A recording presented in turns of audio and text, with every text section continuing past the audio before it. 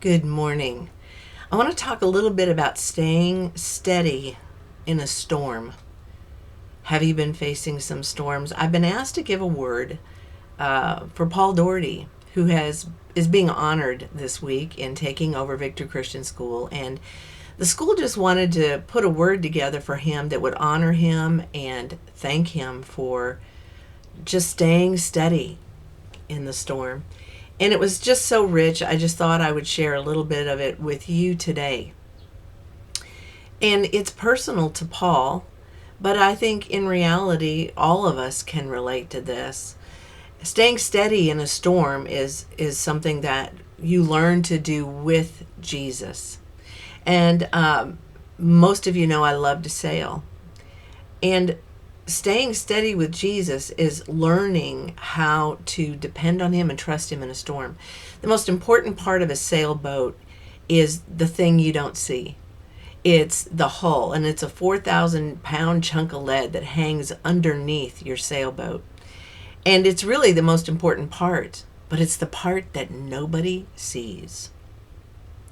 When you have this huge chunk of metal under your boat, what it does is it stabilizes the boat and keeps it from rocking from side to side. And when we're facing storms in our life, it's really all the things that you do that nobody sees that really matters.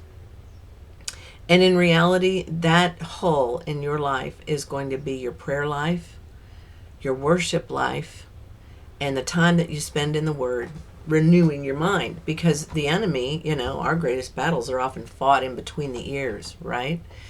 And it's our thoughts that often are the hardest to deal with. And I love this portion of scripture that I'm going to share with Paul today. It comes from Acts 27, and it's really a story about the apostle who is caught in the middle of a storm. And the storm is going to be devastating. In fact, the Lord has told him, Paul, you're going to go to Rome and you're going to preach.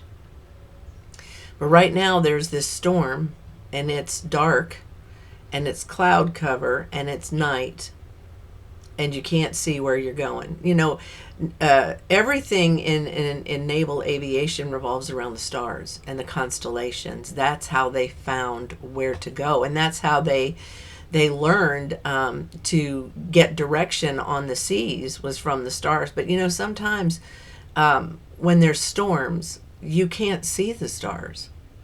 There's a storm, and it blocks your ability to know where to go and what to do. And obviously at Victory Christian School, we faced storms. We faced monumental storms. I know at one point when I was there after Pastor Billy Joe passed, we were looking at $1 million a year deficit. And it just didn't look like, how in the world were we going to turn this boat around?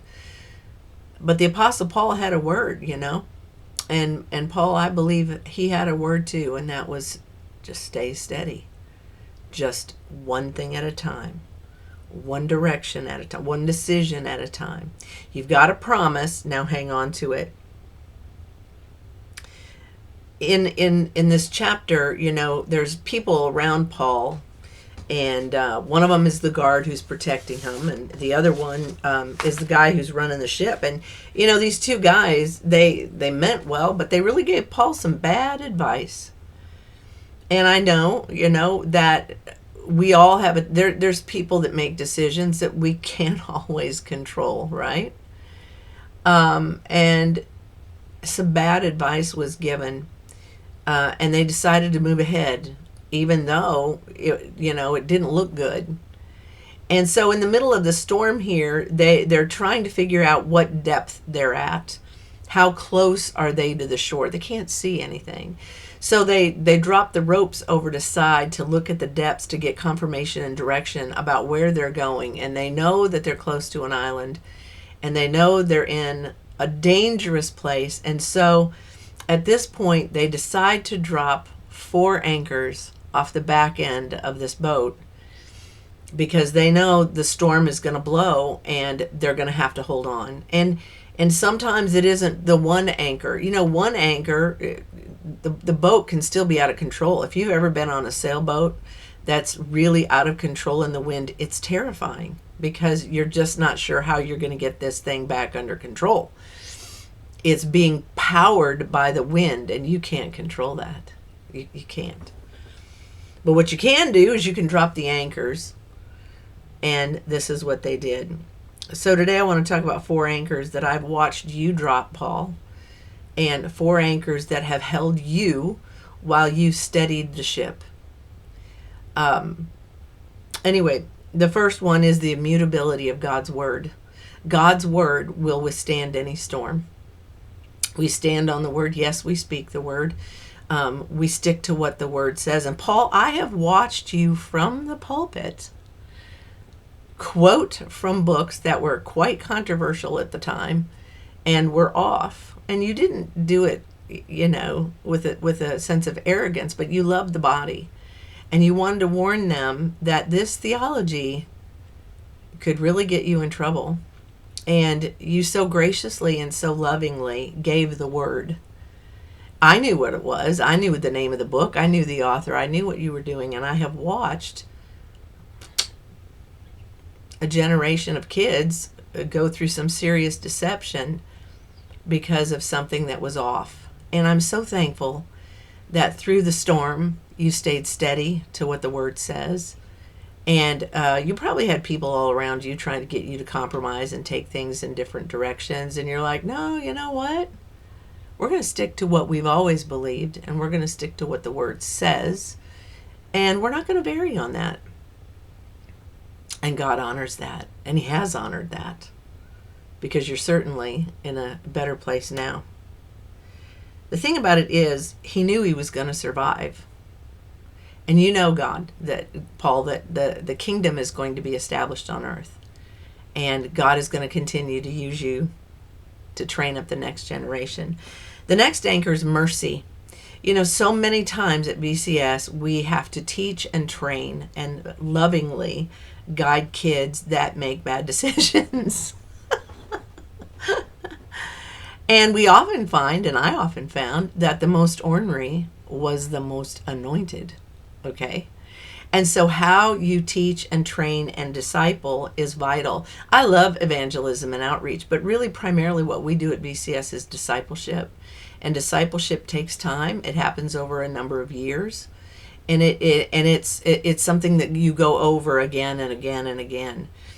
And when you display the mercy of God to others, God displays that mercy to you. And Lord, I sure needed it. I'm so thankful for those times when your mom and dad lovingly sat me down and talked to me, and we had some interesting conversations about some things with one heart. And it was so wonderful because it really empowered me to move forward. And you were part of that. You remember that fight in the high school office? Remember that? Yeah. Well, we all learned a big lesson there. Your heart was in the right place. 100% in the right place. But at that moment, it's really easy to step into the flesh. And I'm so thankful that for the process. Because now we have leaders all over the world preaching the gospel, standing strong for Jesus at a time when we need it more than ever. And so one thing in regards to mercy for you, Paul, is that I think at times you're harder on yourself than you are on other people. I know that. So cut it out. God loves you. We all love you. And keep going. Third anchor is God's presence. And it's pretty it's pretty important to practice that presence. And you learned that at BCS. You learned that if there's not an anointing in class, there's certainly not going to be one on the platform. If you don't feel the presence of God on what you're sharing before you step into the platform to preach it, it's not going to be there when you preach. So you learn that where the presence is, that's where the anointing is. And that comes through prayer, and that also comes through worship. Worship and prayer are hand in glove. They go together. And your mom and dad demonstrated that for you. We did it in one heart. And God dwells in the presence of his people. That's where he is. And that's where he moves. And he loves the journey. He loves walking you through the ups and the downs and the highs and the lows and the good things and the bad things. And he rejoices in it because, after you've gone through the journey, you get to pull others through the journey too. And we're all on that journey to learn to grow and to serve and to hear and to obey the voice and the leading of the Holy Spirit.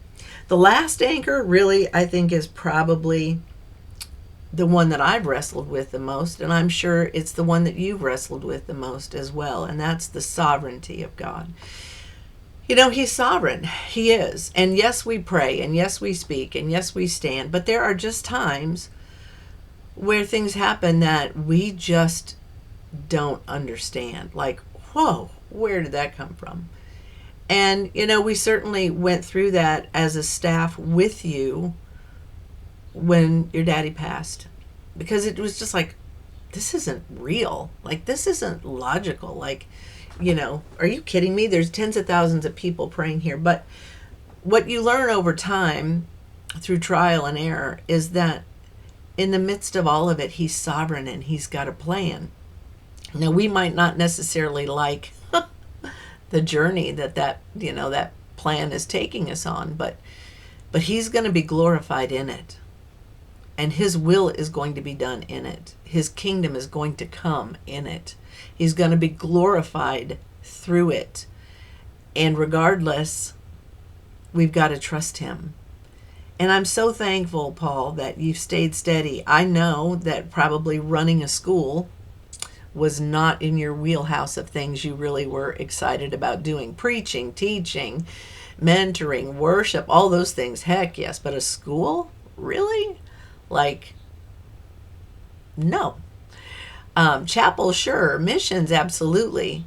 But all the things that come with a school, you've just hung in there. And I'm proud of you. And I'm thankful for you. And I'm thankful for the journey that you've been on. I'm honored to have a little chapter in there with our moments in the classroom. I think I had you 5 or 6 years, if you count Vision, Bible, and One Heart. I think so. And I'm thankful I had the opportunity to speak life into you, and I'm thankful that you have kept the school steady. It wasn't easy, but you made it. Thank you. I love you. Have a good day.